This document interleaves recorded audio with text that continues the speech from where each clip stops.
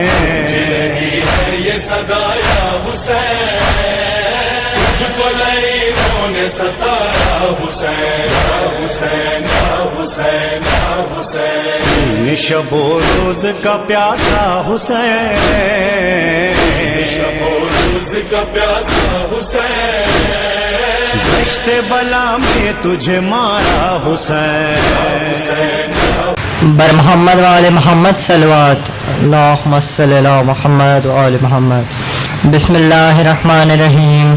عن جابر بن عبداللہ الانصاری انہو قال عن فاطمة الزہراء علیہ السلام بنت رسول اللہ صلی اللہ علیہ وآلہ قال سمعت فاطمہ انہا قالت دخل علی ابی رسول اللہ فی بعض الایام فقال السلام علیک یا فاطمہ فقلت علیک السلام قال انی اجد فی بدنی ضعفا فقلت له اعوذک باللہ یا ابتاہ من الضعف فقال یا فاطمہ ائتینی بالکساء الیمانی فغطینی به فأتیته بالکساء الیمانی فغطیت به وسرت انظر الیہ واذا وجهه يتلألأ كأنه البدر في ليلة تمامه وكماله اللهم صل على محمد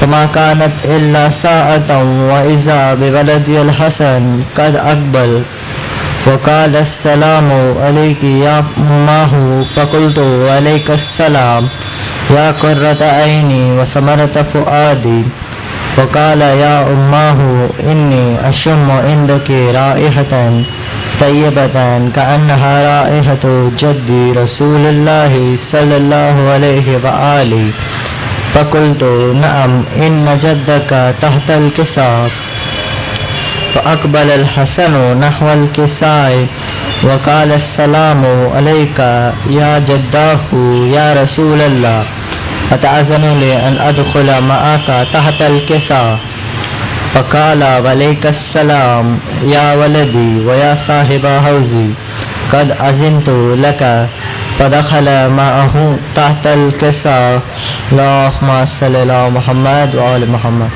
فما كانت إلا ساعة وإذا بولدي الحسين قد أقبل وقال السلام عليك يا أماه فقلت عليك السلام يا ولدي ويا قرة عيني وثمرة فؤادي فقال لي يا أماه إني أشم عندك رائحة طيبة كأنها رائحة جدي رسول الله صلى الله عليه وآله فقلت نعم إن جدك وأخاك تحت الكساء فزن الحسين نحو الكساء وقال السلام عليك يا جداه السلام عليك يا من اختاره الله أتأذن لي أن أكون معكما تحت الكساء فقال وعليك السلام يا ولدي ويا شافع أمتي قد أذنت لك فدخل معهما تحت الكساء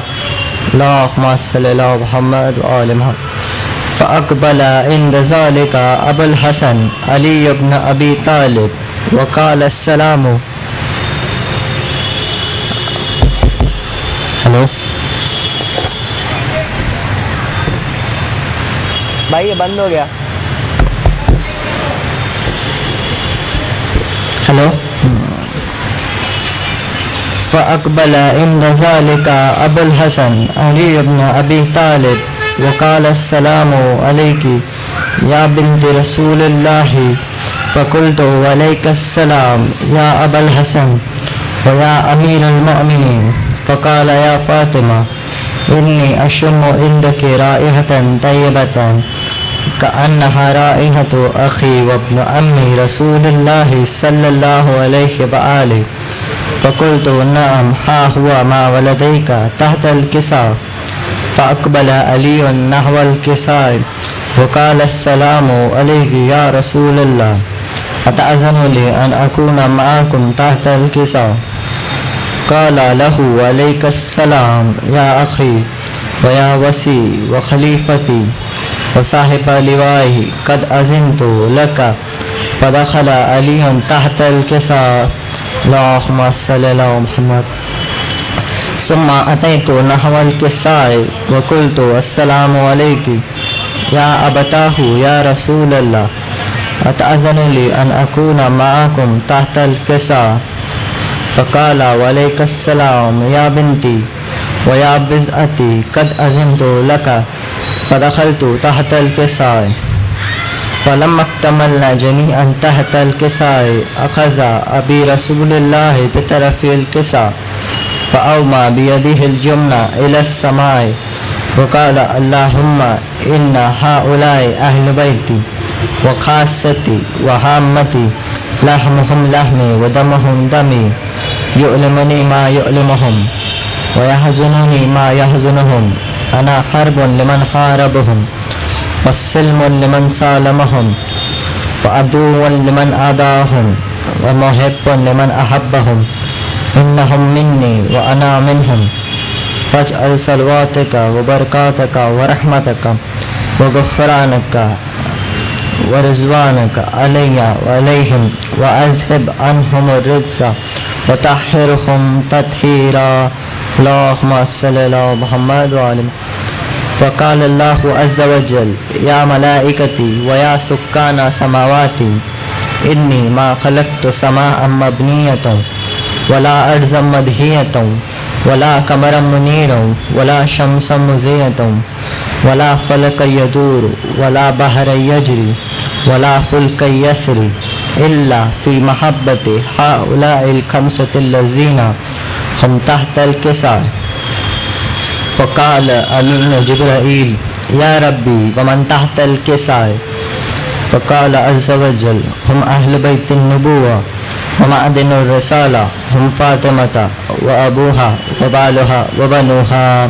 اللهم صل على محمد وآل محمد فقال جبرائيل يا ربي أتأذن لي أن أهبط إلى الأرض لأكون معهم سادسا فقال الله نعم قد أذنت لك فهبط الأمين جبرائيل وقال السلام عليك يا رسول الله العلي الأعلى يقرئك السلام ويقصك بالتحية والإكرام ويقول لك وعزتي وجلالي إني ما خلقت سماء مبنية ولا أرضا مدهية ولا قمرا منيرا ولا شمسا مزية ولا فلكا يدور ولا بحر يجري ولا فلك يسري إلا لأجلكم ومحبتكم وقد أذن لي أن أدخل معكم فهل تأذن لي يا رسول الله فقال رسول الله عليه السلام يا أمين وحي الله إنه نعم قد أذنت لك فدخل جبرائيل معنا تحت الكساء اللهم صل على محمد وآل فقال لي أبي إن الله قد أوحى إليكم يقول إنما يريد الله ليذهب عنكم الرجس أهل البيت وطهركم تطهيرا اللهم صل على محمد وآل محمد فقال علي لأبي يا رسول الله أخبرني ما لجلوسنا هذا تحت الكساء من الفضل عند الله فقال النبي صلى الله عليه وآله والذي بعثني بالحق نبيا واصطفاني برسالة نجيا ما ذكر خبرنا هذا في محفل من محافل أهل الأرض وفيه جمع من شيعتنا ومحبينا إلا ونزلت عليهم الرحمة وحفت بهم الملائكة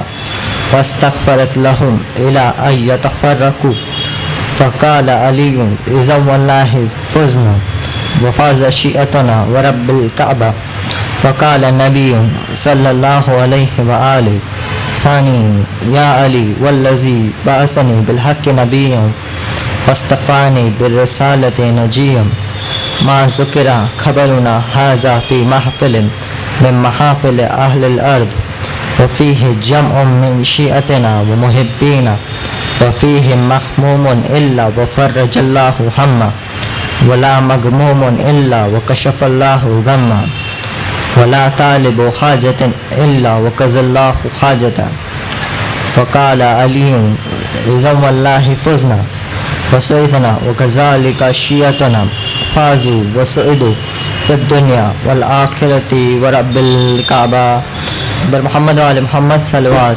اللهم صل على محمد بر محمد وعلى محمد صلوات.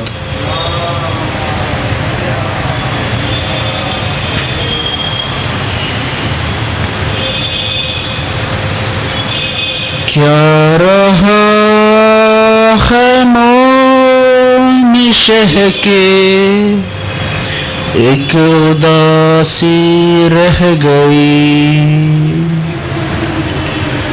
کیا رہا خیموں میں شہ کے ایک اداسی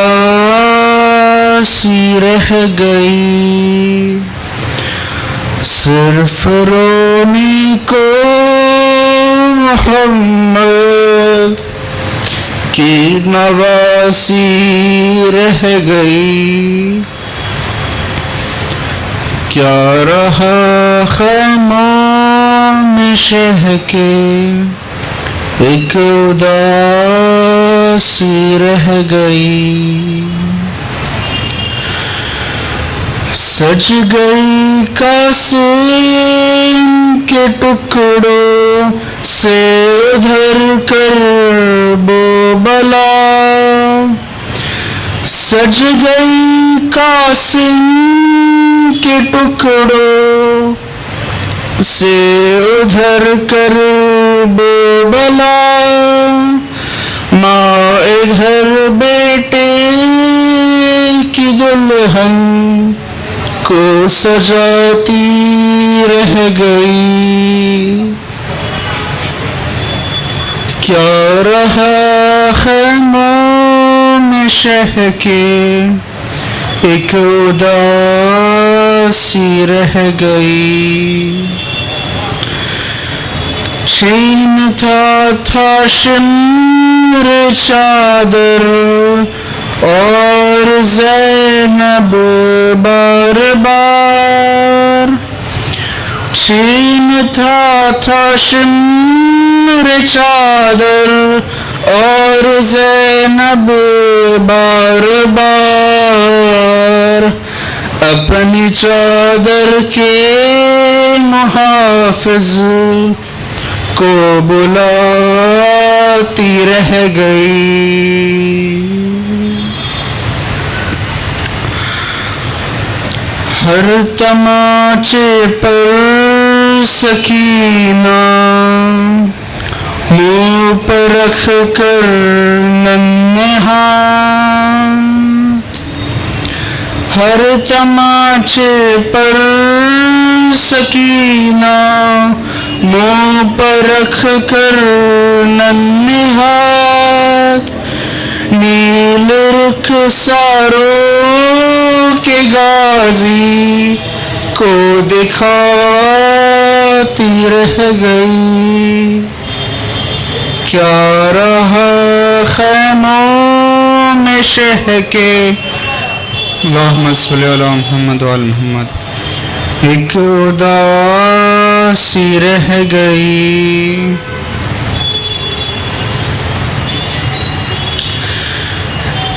قید میں بالی سکینہ کو ملا بابا کا سر.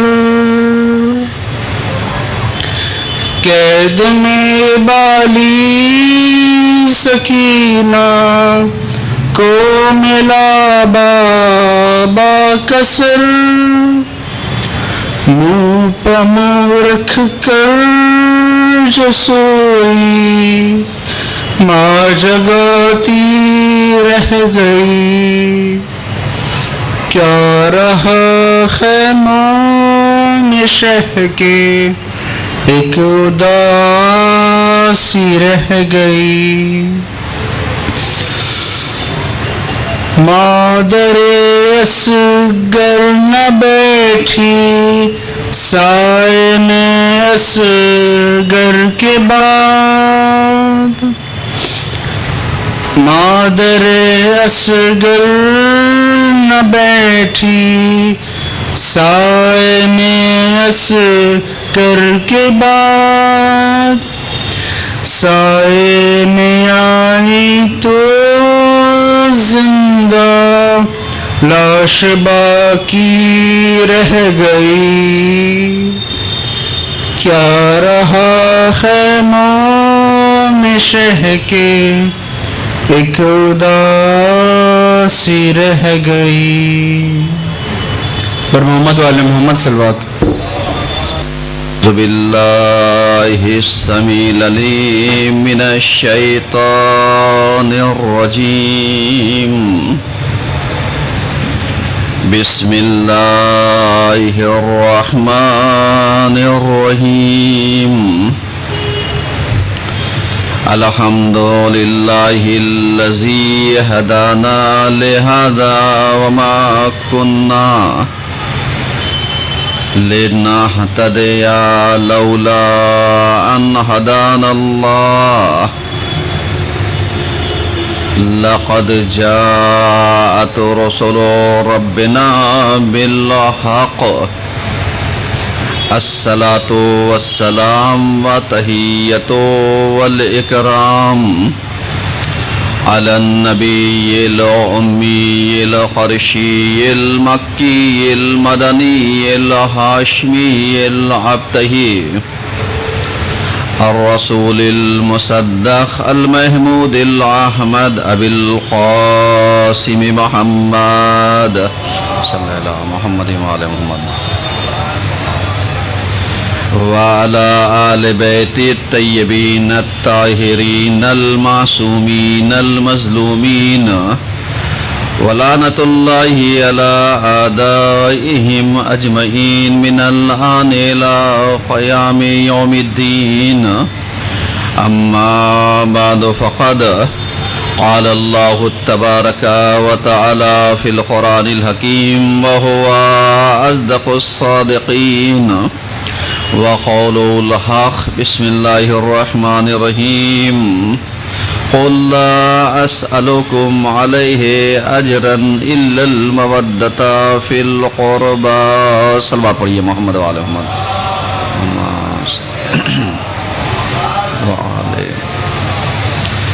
عزیزان گرامی ہم نے قرآن مجید کی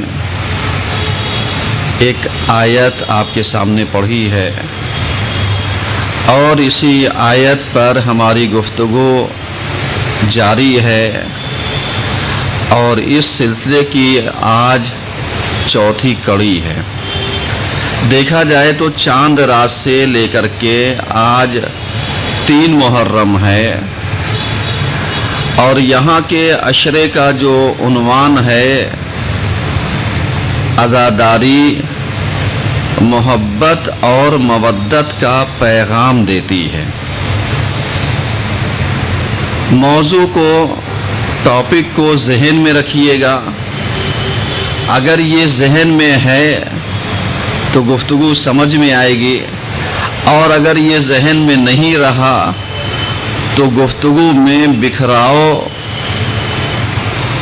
اور کہیں نہ کہیں بے نظمی بے ترتیبی محسوس ہوگی لیکن اگر عنوان ذہن میں رہے گا تو یہ بے ترتیبی ہم کو منظم کرتی چلی جائے گی اور جب منظم کرے گی تو ہمارے اندر وہ محبت کا عنصر کی جو عزاداری کے زمرے میں پایا جاتا ہے وہ محبت ہمارے قلبوں سے نکل کر کے جب آشکار ہوگی نمایاں ہوگی ظاہر ہوگی جب یہ مجمع تک اپنے میسیجز کو لے کر کے جائے گی تب سمجھ میں آئے گا کہ محبت مودت سے کیسے تبدیل ہوتی ہے کیونکہ اگر یہ 2 لفظ آپ نے اپنے ذہنوں میں رکھے تب سمجھ میں آئے گا عزادار عزاداری عزاداری الگ شے ہے، عزادار الگ ہے. دونوں کا جو رابطہ ہے وہ رابطہ آ کر کے شروعات بھی ہوتا ہے محبت سے اور مودت سے، اور اختتام بھی ہوتا ہے، اینڈنگ بھی ہوتی ہے محبت سے اور مودت سے. اب اگر اسی میسج کو آپ نے سمجھا تو ہم نے آپ کی خدمت میں عرض کیا تھا کہ یہ جو عزا کا اہتمام ہم کرتے ہیں اور اپنے لیے وقت نکالتے ہیں، اس اہتمام کو پائے تکمیل تک پہنچانے کے لیے، اب اگر دیکھا جائے تو یہ جو ہم پائے تکمیل تک پہنچاتے ہیں، منزل تک پہنچاتے ہیں، اس میں عزا کا بہت بڑا رول ہے. کیونکہ اگر ہمارے ذہنوں میں عزا کا تصور اور کانسیپٹ ختم کر دیا جائے تو ہمارے پاس کیا بچتا ہے؟ کچھ نہیں.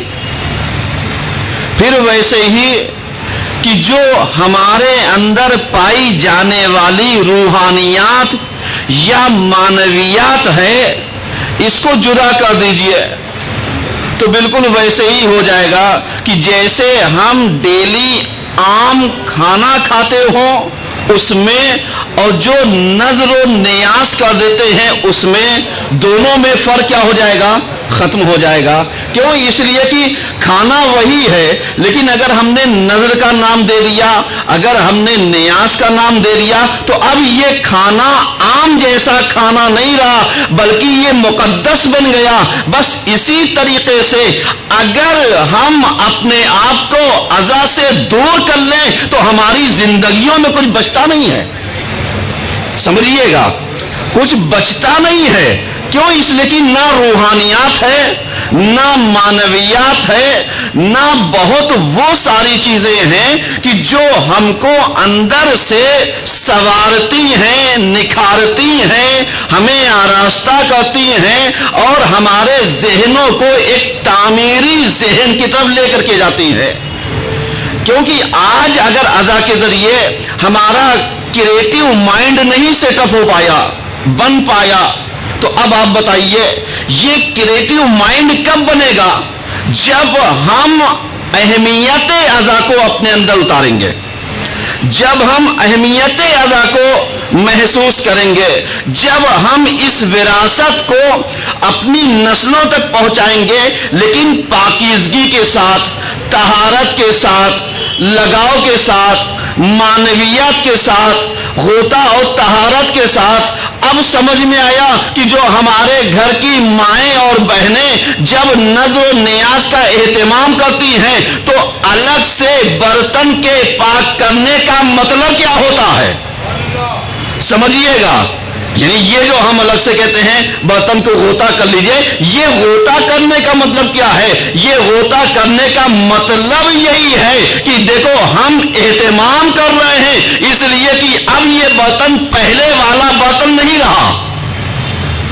سمجھیے گا، پہلے والا برتن نہیں رہا. کہا کیوں؟ کہا اس لیے کہ اب اس میں ڈیلی کا کھانا نہیں بن رہا ہے بلکہ اب اس میں اہتمام اس کے لیے ہو رہا ہے کہ جس کا تعلق حسین سے ہے، جس کا تعلق حسینیت سے ہے، جس کا تعلق عزاداری سے ہے، جس کا تعلق اہل بیت سے ہے. تو جب برتن نیت کرنے کی وجہ سے بدل سکتا ہے تو یہ اتنا بڑا ذبح حسینی بننے سے کیسے نہیں بدل سکتا؟ سمجھ رہے؟ بس ضروری یہ ہے کہ جب ہم فرش عزا پر آئیں تو اپنے آپ کو بدلنے کے لیے تیار رہیں. اور بدلاؤ کیسے آئے گا؟ انسان کے اندر چینجنگ کیسے آئے گی؟ انسان کے اندر انقلاب کیسے آئے گا؟ انقلاب ایسے آئے گا، بدلاؤ ایسے آئے گا کہ جب تک ہم اپنے آپ کو نہیں بدلیں گے تب تک کوئی چیز چینج نہیں ہو سکتی. بالکل ویسے ہی جیسے امام نے بہت سارے میسیجز دیے ہیں سیرت کے نام پر، کیریکٹر کے نام پر، کردار کے نام پر، بہت سارے میسیجز دیے ہیں سیرت کے نام پر، اور بہت سارے میسج دیے ہیں سنت کے نام پر۔ اب اگر آپ ان فرقوں کو سمجھتے ہیں تو بہت اچھا، کیونکہ سیرت الگ ہے، سنت الگ ہے، مستحب الگ ہے، واجبات الگ ہے، یہ سب ساری چیزیں الگ الگ ہیں، لیکن اگر سب پلٹ کر کے دیکھیے گا تو سب محبت پر قائم ہے۔ مثلا جب ہم اپنے بچے کو کوئی چیز سمجھائیں تو یہ جو ایک حق والا کردار ہوتا ہے، میں باپ ہوں، باپ ہیں تو ڈپٹ کر کے سمجھائیں گے، کہا نہیں، باپ اپنی جگہ پر ہے، بیٹا اپنی جگہ پر ہے، ماں ہے تو ماں غصے کے ساتھ سمجھائے گی، کہا غصے کے ساتھ سمجھانا نہیں ہے، کہا کیوں؟ کہا اس لیے کہ یہ جو عزاداری سے ہم سیکھ رہے ہیں وہ ہم عزا سے محبت کا عنصر سیکھ رہے ہیں، مودت کا عنصر سیکھ رہے ہیں، اور اس کو پھیلائیں گے کیسے؟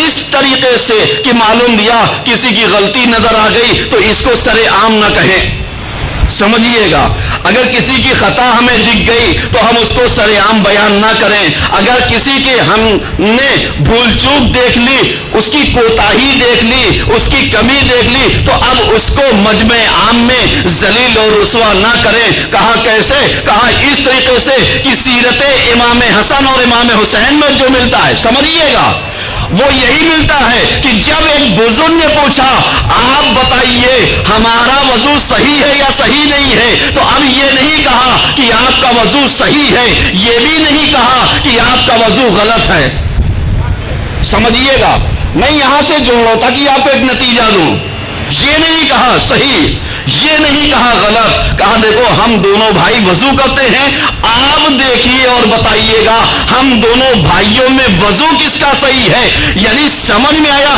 امام بتلانا چاہتے ہیں کہ دیکھو عزا کے ذریعے، محبتوں کے پیغام کے ذریعے لوگوں کو بدلا جا سکتا ہے، احساس کمزوری کوتاہی اس کو احساس کرایا جا سکتا ہے، بغیر کسی شرمندگی کے، بغیر کسی ندامت کے، بغیر کسی اس کو شرمندہ کیے ہوئے، بغیر اس کو ٹوکے ہوئے۔ کاش یہی کیریکٹر اور سیرت ہم لوگ اپنا لیں کہ بچے غلطیاں کر رہے ہوں، نہ اٹھ رہے ہوں، کہو بیٹا کوئی بات نہیں، جب میں ضعیف ہو کر کے نماز کے لیے اٹھ سکتا ہوں تو مجھ سے کہیں زیادہ انرجی تو تمہارے اندر پائی جاتی ہے، مجھ سے تو کہیں زیادہ طاقت تو تمہارے اندر پائی جاتی ہے، مجھ سے کہیں زیادہ ویل پاور تو تمہارے اندر پایا جاتا ہے، تم صرف ہمت کر لو کہ آئی کین، یعنی میں کر سکتا ہوں، بس اتنا ٹھان لوگے تو اٹھ بھی سکتے ہو، بیٹھ بھی سکتے ہو،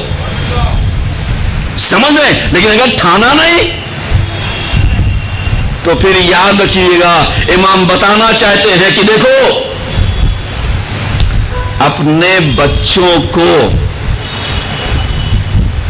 اسلامی آداب سکھاؤ قبل اس کے کہ دشمن اپنا کلچر سکھا دے، یہ حدیث ہے۔ آج ہم لوگ کیا کرتے ہیں، چونکہ میں تھوڑی سی گفتگو کو پھیلا رہا ہوں، مجھے بچے نظر آ رہے ہیں تو میں انہی کے حساب سے چل رہا ہوں، کیونکہ یہ بچے اگر مضبوط کاندھے والے آگے نکل گئے تو یہ بہت بڑی ذمہ داریوں کو کیا کر سکتے ہیں، اٹھا سکتے ہیں۔ تو اب آپ ذرا سا اندازہ کیجئے کہ معلوم دیا یہ بچے ہیں، اور بیٹا ٹھان لو، کر سکتے ہو، اور جہاں انہوں نے ٹھانی وہیں پر یہ کر سکتے ہیں، تو ہم انہیں ڈانٹے نہیں، ہم انہیں ڈپٹے نہیں۔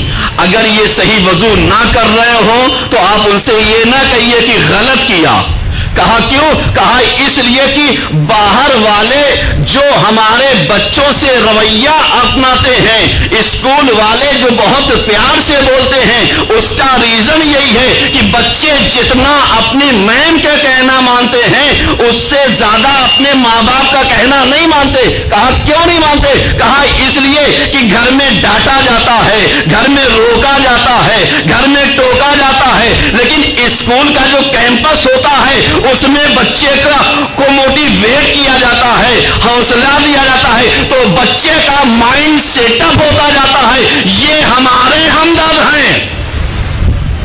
سمجھیے گا، یعنی تربیت کا ایک عنصر میں آپ کی خدمت میں عرض کرنا چاہتا ہوں، تاکہ یہ جو ہمارے نوجوانوں کے ذہنوں میں یہ جو ایک باغی ذہن بنتا جا رہا ہے، بغاوت والا، سرکشی والا. صاحب ایک چیز جملہ عرض کرتا ہوں، آپ نے نوجوانوں کو دیکھا ہوگا، چاہے ہماری بیٹیاں ہیں، چاہے ہمارے بیٹے ہوں، چاہے ہماری بچیاں ہوں، چاہے ہمارے بچے ہوں، یہ کہتے ہیں ہمارے گھر میں کوئی ویلو نہیں ہے. کبھی آپ نے سوچا یہ کیوں کہتے ہیں؟ سوچئے گا، چونکہ فرش حسین سے بہت بڑے بڑے میسیجز دینا چاہتا ہوں. اگر اس کو سمجھ لیا تو عزاداری محبت اور مودت کا کیا کرتی ہے؟ پیغام دیتی ہے. کبھی آپ نے سوچا بچوں کے مائنڈ میں یہ بات کیوں آئی کہ مجھے سمجھا نہیں جاتا، میری ویلو نہیں ہے، مجھے کوئی عزت نہیں دیتا، میری کوئی رسپیکٹ نہیں کرتا، مجھے جب دیکھو ڈانٹا جاتا ہے. اسی لیے وہ اپنا سارا وقت گھر میں نہ دے کر کے باہر گزار دیتا ہے. کیونکہ جتنا ہم کم وقت گھر کے اندر رہیں گے اتنا ٹینشن کم رہے گا. کبھی آپ نے ریزن سوچا؟ نہیں سوچا. کیوں؟ اس لیے کہ وہاں تک ذہن نہیں گیا، وہاں تک آپ کو پہنچایا نہیں گیا، وہاں تک آپ کو لے جایا نہیں گیا. کیوں؟ اس لیے کہ جو ہم نے گھر کے اندر ماحول بنا رکھا ہے وہ محبت کی فضا نہیں ہے، وہ مودت کی فضا نہیں ہے، وہ معلوم دیا ایثار کی فضا نہیں ہے، وہ معلوم دیا قربانی کی فضا نہیں ہے. یہاں پر جو فضا قائم ہے وہ آرڈر کی فضا ہے، وہ حکم کی فضا ہے کہ بیٹا یہ کام کر دو، بیٹا یہ کر دو. اب بیٹا سمجھتا ہے میں نوکر ہوں. سمجھیے گا، بیٹا یہی سمجھتا ہے، جب دیکھو ابھی آ کر کے بیٹھے، جاؤ یہ لے آؤ، جاؤ وہ لے آؤ، جاؤ وہ لے آؤ. اب سمجھ میں آتا ہے کہ جیسے ہمارے بزرگوں کو تکلیف ہوتی ہے ایسے ہی نوجوانوں کی فیلنگ کو بھی سمجھنا چاہیے. کیونکہ اگر ان سے عزت کرانا چاہتے ہو تو ان کو آرڈر نہیں بلکہ آرڈر کے ساتھ ساتھ محبت، آرڈر کے ساتھ ساتھ ریکویسٹ، آرڈر کے ساتھ ساتھ آپ ان کو احساس ذلت نہیں، احترام دیجئے. جب احترام کی فضا قائم کرو گے تو جیسے بیٹے سے کہو گے اگر تم پانی پلا سکتے ہو، پانی پلانے کا ثواب بہت اچھا ہے. اس لیے کہ ہمارے گھر کے اندر تم چاہو، تم مانگو تو ہم پانی پلا سکتے ہیں، ہم مانگے تم پلا سکتے ہو. یہ فضا قائم کر دیں گے تو جو ایک نظریہ اونچ نیچ والا ہے، سمجھیے گا، وہ نظریہ ختم ہو جائے گا. اور جب یہ نظریہ ختم ہو جائے گا تو محبت مودت میں بدل جائے گی. اور جب مودت میں بدلے گی تو یہی بیٹا جو اپنے باپ کو چاہتا ہے، یہی بیٹی جو اپنے ماں باپ کو چاہتی ہے، اب یہ محبت مودت میں بدل جائے گی. اور جیسے ہی مودت میں بدلے گی اطاعت جانثاری میں بدل جائے گی، اطاعت فداکاری میں بدل جائے گی. ہمارے ہاں پرابلم یہی ہوتی ہے. سمجھیے گا، تھوڑا سا موضوع میں ملاتے ملاتے جا رہا ہوں تاکہ ایک نئی گفتگو کا آغاز چھوڑوں، کل تفصیل سے بیان کروں گا.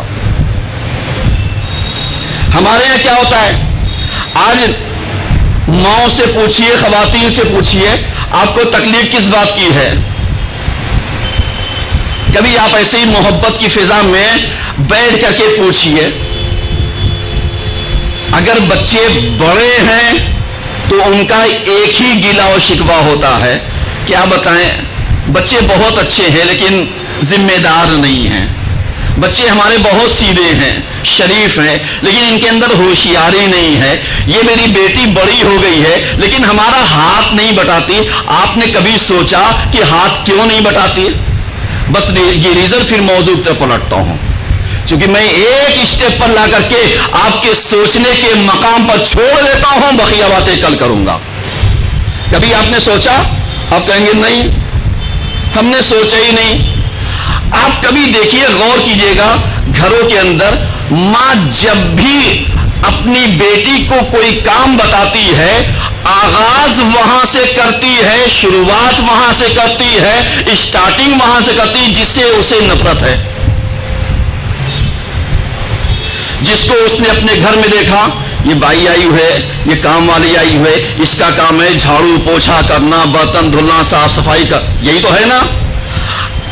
اب دیکھیے گا ماؤں سے گزارش ہاتھ جوڑ کر کے کہ اپنے بچوں کو بچیوں کو اگر اچھی تربیت دینی ہے تو ان کے مائنڈ کو اندر جو ڈاٹا فیڈنگ ہو گئی ہے جب تک اس کو اریز نہیں کیجیے گا، ڈیلیٹ نہیں کیجیے گا، اس کو ریپلیس نہیں کیجیے گا، تب تک سمجھ میں آنے والا نہیں ہے. اور اس کو ریپلیس کیسے کریں گے؟ ہمارے یہاں جب مائیں ہوتی ہیں تو سب سے پہلے بچے اس کے جاؤ 2 پیالی دھل لو، جاؤ یہ برتن رکھا ہے تھوڑی سی پلیٹیں ہی سے صاف کر لو، ہم جا رہے ہیں اس کمرے میں جھاڑو لگا دینا، ہم جا رہے ہیں یہ چادر صحیح کرنا. یعنی اسٹارٹنگ وہاں سے کی جو اسے نفرت تھی، اسٹارٹنگ وہاں سے کی جو اسے پسند نہیں تھا، اسٹارٹنگ وہاں سے کرنا چاہیے تھا. نتیجہ دے رہا ہوں تاکہ آپ سمجھیے گا، وہاں سے کرنا چاہیے تھا کہ پوچھتے بیٹی تجھے آتا کیا ہے.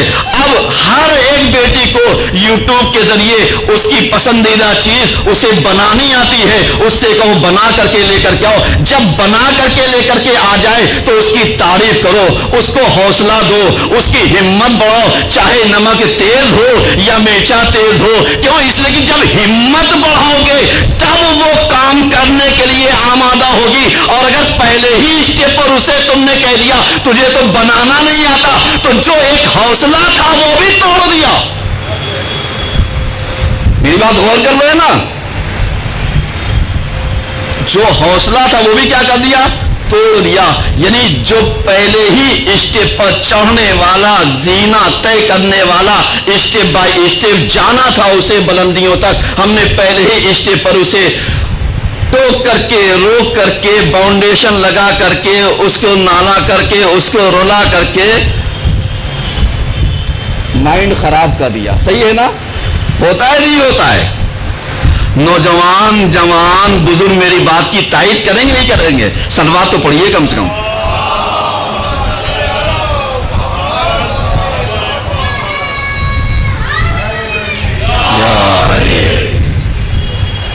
جزاک اللہ. جیتے رہو بیٹا. ذرا سا سمجھیے گا. اب یہیں پر روک کر کے میں آگے بڑھتا ہوں. میں نے ایک پرابلم اور اس کا سولوشن ہم نے رکھا آپ کے سامنے تاکہ ہمارا سماج بہترین سماج عزاداری کے ذریعے جو محبت اور مودت سیکھنی ہے وہ سیکھیے. اسی عزاداری کے ذریعے ایک نام اور ملتا ہے کہ جہاں پر ہم نے کل بیان کیا تھا محبت جانی، محبت قلبی، محبت لسانی. محبت جانی میں کہ جہاں پر ہم اپنی جان قربان کرنے کے لیے تیار رہتے ہیں. کل ہم نے پڑھا تھا سعید بن عبداللہ انصاری کو، صحیح ہے. اور اس کے بعد کل ایک نام میں نے عبداللہ بن مسعود لیا تھا، وہ صحیح نام تھا یزید بن مسعود نہشلی. اصلاح کر لیجئے گا تاکہ ذہن میں رہے، جس کو امام نے خط لکھا تھا. آج یہیں پر آگے بڑھتا ہوں تاکہ آپ ذرا سا غور کیجئے گا. ایک نام ملتا ہے بریر بن خزیر عمر حمدانی المشرقی، ان کا نام ملتا ہے. یہ بھی کربلا کے شہید ہیں. آج آپ دیکھیے اگر ہم ذرا سا پڑھ لکھ لیتے ہیں تو ہمارا مزاج جو ہوتا ہے وہ کہاں پر ہوتا ہے؟ عرش اعلیٰ پر. یعنی پھر ہم کسی کو اپنے سامنے کوئی اہمیت اور وقت دیتے ہوتے نہیں ہیں، جبکہ ہمارا سماج بہت اچھا ہے، ہمارے نوجوان بہت اچھے ہیں. اکا دکا ہوں گے تو ان کی گنتی نہیں، لیکن پرسنٹیج دیکھیے تو ہمارے یہاں سماج کیا ہے؟ اچھا ہے. کم سے کم 2 مہینہ 8 دن اچھا تو رہتا ہے نا. اب سمجھیے گا اگر ہم پڑھ لیتے ہیں تو جتنا پڑھتے جائیں اتنا ہی ہمارے اندر انکساری آنا چاہیے، اتنا ہی ہمارے اندر تقوی داری آنی چاہیے، اتنا ہی ہمارے اندر پاکیزگی آنی چاہیے، اتنا ہی ہمارے اندر تواضع آنا چاہیے۔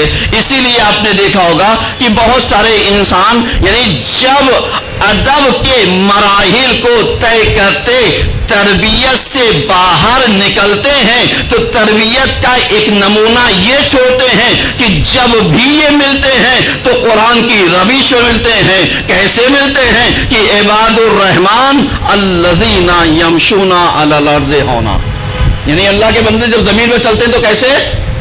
آہستہ آہستہ آہستہ، یعنی ہم کیا کرتے ہیں؟ زمین کے اوپر بہت متانت کے ساتھ ہماری چال جو ہے بہت آہستہ آہستہ شریفانہ چال ہونی چاہیے۔ اور اس کے بعد وَإِذَا خَاطَبَهُمُ الْجَاهِلُونَ، اور جب جاہل، کبھی کبھی ایسا ہوتا ہے کہ ان پڑھ، گنوار، ضدی لوگ جب ٹکرا جاتے ہیں وہ کہتے ہیں صاحب میری بات صحیح ہے، تو اب یہ جو سمجھدار لوگ ہوتے ہیں کہتے ہیں آپ صحیح کہہ رہے ہیں، یعنی اتنا کہہ کے کیا ہو جاتے ہیں؟ گزر جاتے ہیں۔ کیوں گزرتے ہیں؟ یہ قرآن کی روش ہے۔ قرآن نے ہمیں سکھایا جاہل سے الجھو گے تو وہ سدھرے گا نہیں، لیکن اگر جاہل سے تھوڑی سے اتنی ہی راہ و رسم رکھنا جس میں تمہارا عقیدہ خراب نہ ہوتا جائے تو ایک لمحے پر وہ مجبور ہوگا کہ میں نے اس کو برا کہا، پلٹ کر کے جواب نہیں دیا، میں نے اس کو بھلا کہا، پلٹ کر کے جواب نہیں دیا۔ تو اب سمجھ میں آیا کہ یہ میں نے کیوں پڑھا؟ اس لیے پڑھا کہ تاریخ بہت سارے واقعات کو نقل کرتی ہے کہ لوگوں نے آ کر کے ائمہ کے منہ کے اوپر ان کو برا بھلا کہا۔ ائمہ نے کہا بھوکے ہو کھانا کھا لو، پریشان حال ہو پریشانی دور کر دیتے ہیں، غریب ہو تمہاری مشکلات کو دور کر دیتے ہیں، پردیسی ہو ضرورت مند ہو جو ضرورتیں ہیں وہ پوری کر دیتے ہیں۔ یعنی سامنے والا جس نظریے کے تحت آیا تھا ہم نے اس نظریے کے اپوزٹ اور اگینسٹ اپنے کردار کو پیش کیا، اب اس کی توقع کے برخلاف جب نظریہ پیش کیا تو یہ سوچنے پر مجبور ہو گیا ہم نے برا کہا تھا اس نے اچھا سلوک کیا، ہم نے اس کو برا سمجھا تھا یہ تو بہت اچھا انسان ہے۔ تب سمجھ میں آیا کہ عزاداری جو ہمیں سکھاتی ہے ایک اچھا انسان بننا سکھاتی ہے۔ تم آئے تھے کچھ بھی ہو، جب یہاں سے جاؤ گے تو باادب بن کر کے جانا تاکہ پتہ چل جائے جب ایک اچھا عزادار ایسا ہو سکتا ہے تو جانثار کیسا ہوگا۔ ایک سلوات پڑھیے سب مل کر کے۔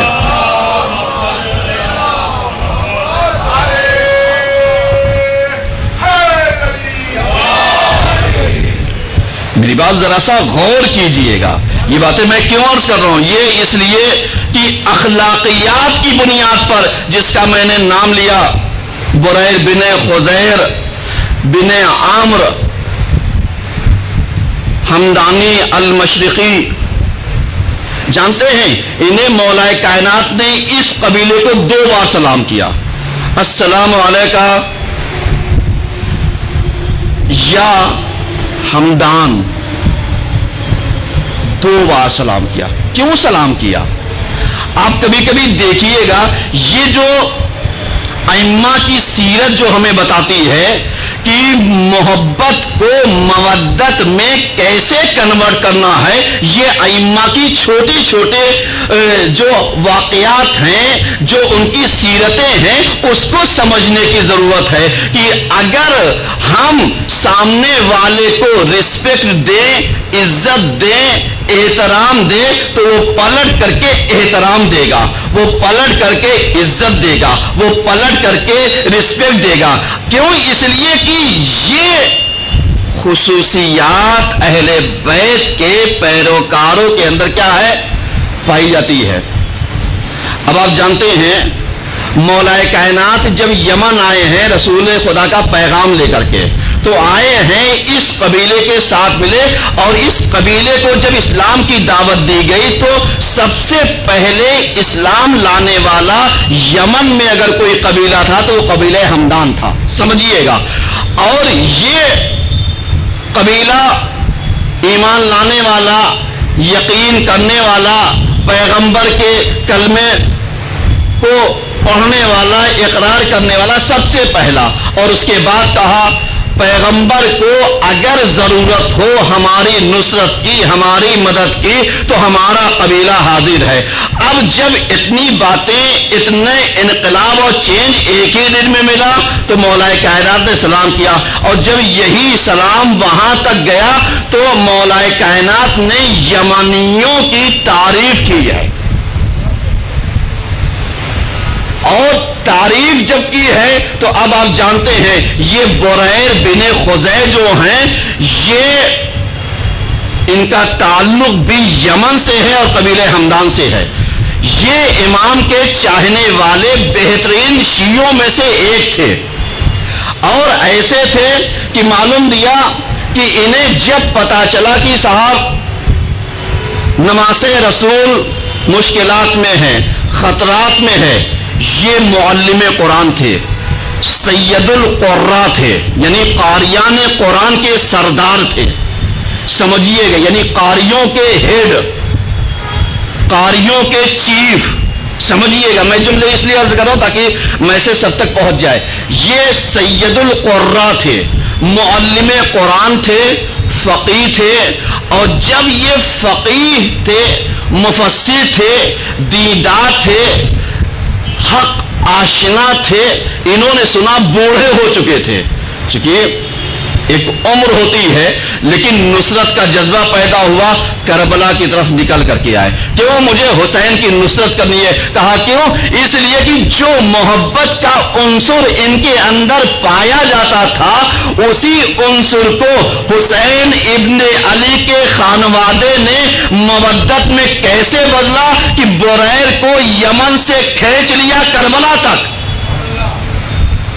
اب یہیں پر ایک تاریخ کی مناسبت سے آج 3 محرم ہے، جناب حر کی کچھ باتیں اتفاقاً، آج میرے پاس وقت بہت کم ہے، لیکن میں اپنے وقت کے اندر ہی مجلس کو سمیٹنے کی کوشش کروں گا کہ آپ جانتے ہیں جناب حر کا کردار آپ جانتے ہیں، جتنا بھی آپ نے سن رکھا ہے سنیے اور تحقیق کیجئے، سنیے اور ریسرچ کیجئے، سنیے اور انہیں آئیڈیل بنائیے، سنیے اور انہیں رول ماڈل بنائیے، کیونکہ اگر یہ ایک گنہگار ہو کر کے، اگر نادم اور شرمندہ ہو کر کے حسین کی بارگاہ میں کیسے جانا ہے ہمیں پتہ ہی نہیں چلتا، سمجھیے گا۔ آپ حر کو اس نظریے سے دیکھیے، اور آپ جانتے ہیں حر کوئی معمولی شخصیت نہیں ہے۔ انہیں جب ابن زیاد نے طلب کیا اور طلب کرنے کے بعد 1000 کا قافلہ سالار بنایا، اور اس قافلہ سالار کے یہ کمانڈر رہے، 1000 کی فوج ان کے ہاتھوں میں دے کر کے ان سے کہا گیا جاؤ تمہارا کام ہے حسین کا راستہ روکنا، یہ تمہارا کام ہے، تم حسین کا راستہ روکو گے۔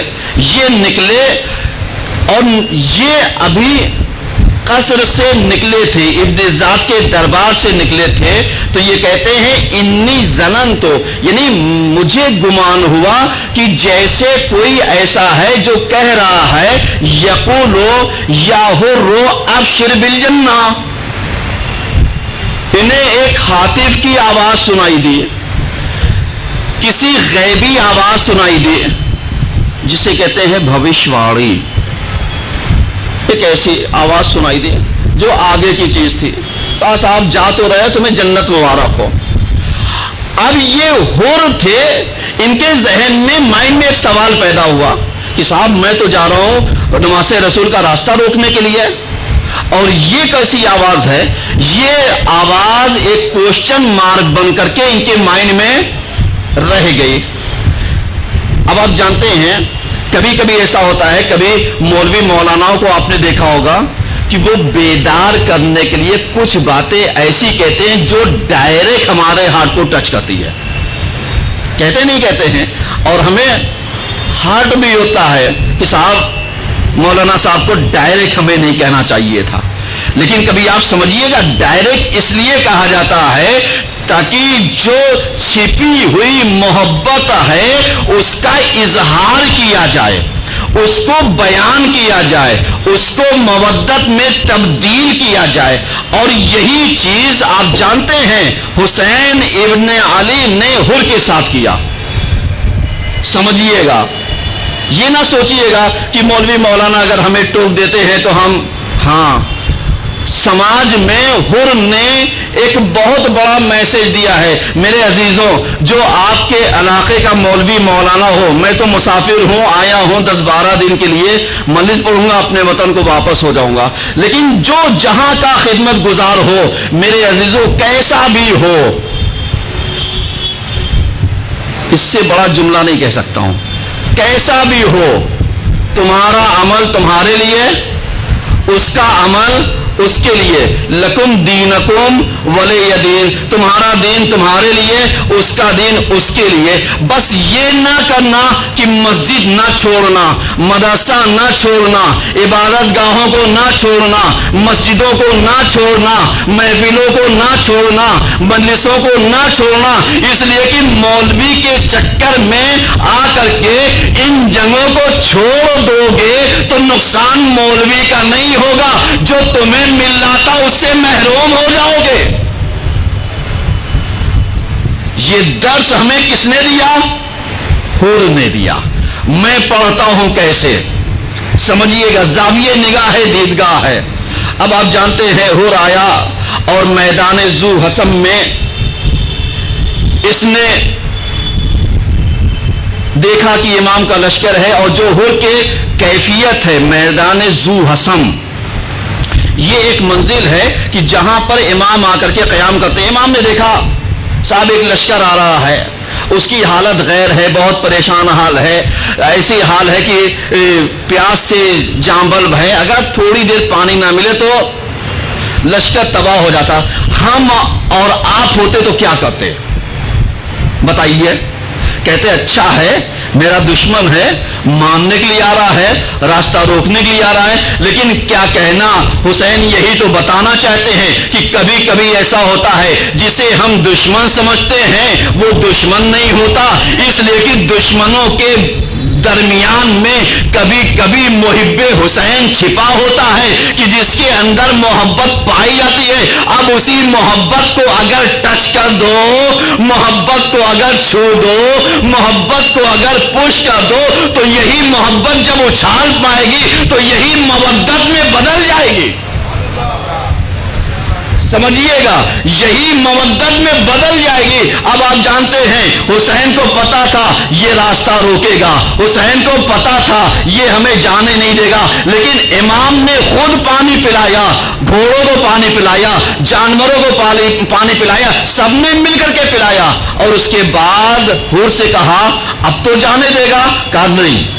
سمجھیے گا, اب تو جانے دے گا؟ کہا نہیں, مجھے جتنا آرڈر دیا گیا ہے کہ میں آپ کو آگے نہیں بڑھنے دوں گا, تو میں آپ کو روکنے کے لیے آیا ہوں. امام نے کہا ٹھیک ہے, جانے نہیں دے گا, میں واپس چلا جاتا ہوں. کہا واپس بھی نہیں جانے دوں گا. کہا اچھا کوئی بات نہیں, نماز کا وقت ہو رہا ہے, نماز تو میرے ساتھ پڑھے گا یا اپنی الگ پڑھے گا؟ میرے عزیزوں سنیے آپ ذرا سا, امام نے کیا کہا, نماز تو میرے ساتھ پڑھے گا یا اپنی الگ پڑھے گا. اب اگر ہم 1.5 اینٹ کی مسجد الگ رکھنے والے ہوتے تو 1000 کا لشکر تھا, جماعت پڑھا دیتے تو کیا ہوتا. تو اب سمجھ میں آیا, حر نے بتایا کہ دیکھو امام, میں آپ کو حق پر مانتا ہوں, لیکن ابھی محبت ہے, مودت نہیں ہے, لیکن آپ کو ماننے کے ساتھ ساتھ آپ کے پیچھے نماز میں بھی پڑھوں گا, یہ 1000 کا لشکر بھی پڑے گا, تاکہ دنیا کہے گی کہ حر بے ایمان نہیں تھا. سمجھیے گا. اب جب اس نے نماز پڑھ لی تو امام نے اس سے کہا اب تو جانے دے گا؟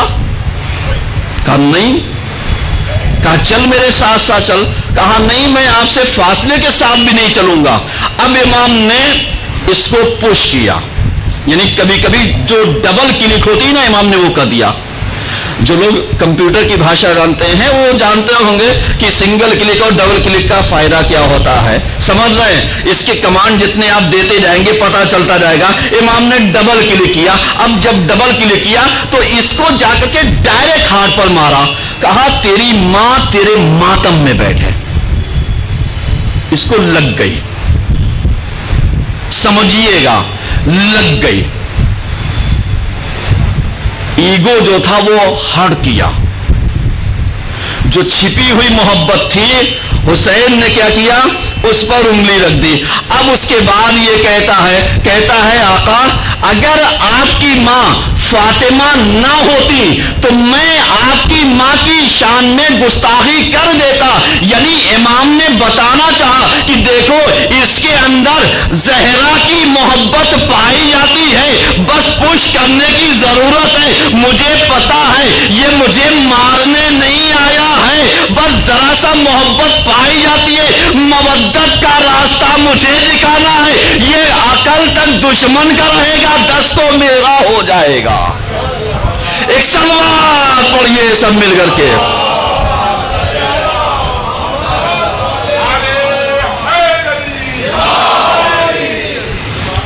سمجھ رہے ہیں, کل تک یہ دشمن کا رہے گا اور 10 کو یہ میرا ہو جائے گا. کیا کہنا حسین ابن علی کا. ان سے جا کر کے سیکھو کہ محبت کو مودت میں کیسے کنورٹ کیا جاتا ہے. سمجھ رہے ہیں. اور عزاداری جو ہے وہ محبت اور مودت کا کیا کرتی ہے, پیغام دیتی ہے. میرے عزیزوں آپ فرش عزا تک تو آئیے, آپ دل دماغ لے کر کے آئیے, آپ حسین کی بزم فکر کو لے کر کے آئیے, آپ حسین کے لیے وقت نکال کر کے آئیے. اب آپ کی محبت کو اگر 10 دن میں مودت میں حسین نہ کنورٹ کر دے تو کہنا, تب کہنا کہ ہمیں عزا سے ملتا کیا ہے, ہمیں عزا نے دیا کیا ہے. اب آپ جانتے ہیں یہی ہور میں پڑھتا ہوں بہت آسانی سے, بس 5-7 منٹ اور اسی میں مصائب بھی اور یہیں سے ہور کی باتیں بھی, کیونکہ میں مصائب سے فضائل پڑھ رہا ہوں. ذرا سا غور کیجئے گا. ہور کون تھا؟ سپہ سالار 1000 لشکر کا. امام نے ٹچ کیا, تیری ماں تیرے ماتم میں بیٹھے. یہی ہور جواب دیا نہیں. 2 محرم کو کیا کیا, خیمے ہٹوا دیے. کہا آرڈر, چونکہ میں نوکری کرتا ہوں میں آرڈر مان رہا ہوں. لیکن جب اس نے دیکھا کہ صاحب یہ 9 محرم ہو گئی اور یہ لوگ تو جو مجھے بتایا گیا ہے کہ صاحب یہ لوگ صرف حسین کو ہمیں روکنا ہے, کہیں جانے نہیں دینا ہے, انہیں کوفے نہیں پہنچنے دینا ہے, لیکن ہم تو دیکھ رہے ہیں کہ صاحب یہ لوگ تو حسین کو مارنے کی تیاری کر رہے ہیں, یہ لوگ تو حسین کو مارنا چاہ رہے ہیں. اب یہ ہور تھا جو حسین نے کلک کیا تھا. اب اس کا سرچنگ انجن اسٹارٹ ہوا. کون سا؟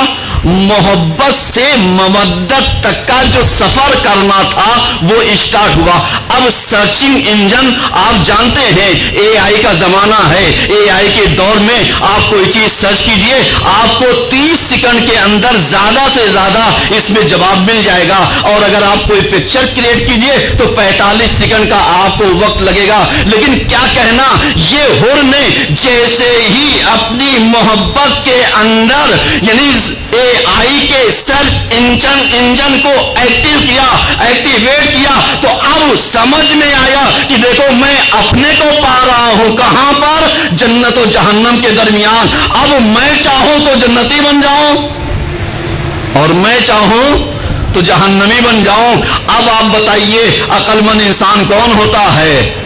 میرے عزیزوں حور کی صفات پیدا کیجئے, حور کے جذبات پیدا کیجئے, حور کی کوالٹی پیدا کیجئے, حور کے وہ جذبہ پیدا کیجئے کہ دیکھیے بصیرت کا مجسمہ یہ ہے, کرداروں کا مرقع یہ ہے, حسن کا پیکر یہ ہے, ایگو سے کیسے لڑا جاتا ہے اس کا عنصر یہ ہے, اپنی انا کو کیسے زیر کیا جاتا ہے اس کا پیکر یہ ہے, یہ اپنی پوسٹ اور مقام کو لات کیسے مارا جاتا ہے یہ بتائے گا. اور آ کر کے یہ بتائے گا کہ طلب मग़फ़िरत और तलब तौबा कैसे की जाती है ये बताएगा। अब आप जानते हैं हुर ने अगर ये सलीका ना दिया होता तो हमें पता ही नहीं चलता। लेकिन आओ देखते हैं, आओ गुनहगारों जरा चलते हैं करबला की तरफ। आप सब मिल करके मेरे साथ चलिए, आसी जबान में, आसी अंदाज में अपने इमाम की बारगाह में, ऐ हुर की तकदीर को बदलने वाले मौला, ये गुनहगार हाजिर हैं, इनकी तकदीरों को बदल दे। अल्लाहु अकबर। अस्सलामु अलैका या अबा अब्दुल्लाह। अब हुर रात की तन्हाई में इसका सर इंजन ने जो मैसेज दिया हुसैन की तरफ जाना चाहिए। अब हुसैन की तरफ जाता तो कैसे जाता, ये पूरी रात परेशान रहा। इसने कहा कि मेरे बेटे तुझे चलना है तो चलो। बेटा तैयार हो गया, गुलाम साथ हुआ, भाई साथ हुआ। अब आप जानते हैं जब भी कोई फौज से बगावत करता है तो दूसरे को आर्डर होता है कि जो बागी है उसे मार दिया जाए। अब सवाल ये होता है हुर कैसे हुसैन की तरफ आया। अब आप जानते हैं हुर हुसैन की तरफ ऐसे आया कि जैसे हमला आवर हो वहां तक आया जहां तक लश्कर यजीद आ सकती थी। अब जैसे ही उस मैदान से बाहर पहुंचा, अब वैसे ही अपने रुख को मोड़ा और उसके बाद हाथों को जोड़ा। ए मेरे बेटे, मेरी आंखों के ऊपर पट्टी बांध दे। अब उसके बाद मैं नादिमन, मैं शर्मिंदा होकर के, मैं गुनाहों की माफी मांग करके, मैं अपनी शर्मिंदगी के साथ अपने आका की बारगाह में जाना चाहता हूं। बस दो चार जुमले सुन लीजिए, इसलिए कि वक्त में गुंजाइश नहीं बची है। अब जैसे ही ये हुर अरे इमाम की खिदमत में पहुंचा, पहुंचने के बाद अपने को गिराया, अपनी पेशानी को हुसैन के कदमों में रख दिया। ए आका, अरे क्या गुनहगार का गुनाह माफ हो सकता है? ए आका, अरे मुझे पता है ये आपके बच्चों के रोने की आवाज है जो खैमों से सदाएं अलतश आ रही है। अरे इसका मैं जिम्मेदार हूँ। ये जो आपके बच्चे बिलक रहे हैं ये मेरी वजह से बिलक रहे। मौला, अरे क्या खता माफ कर देंगे? एक मरतबा हुसैन ने यही तो कहा, ए हुर अंदिल अंदिल अबशिर बिल जन्ना।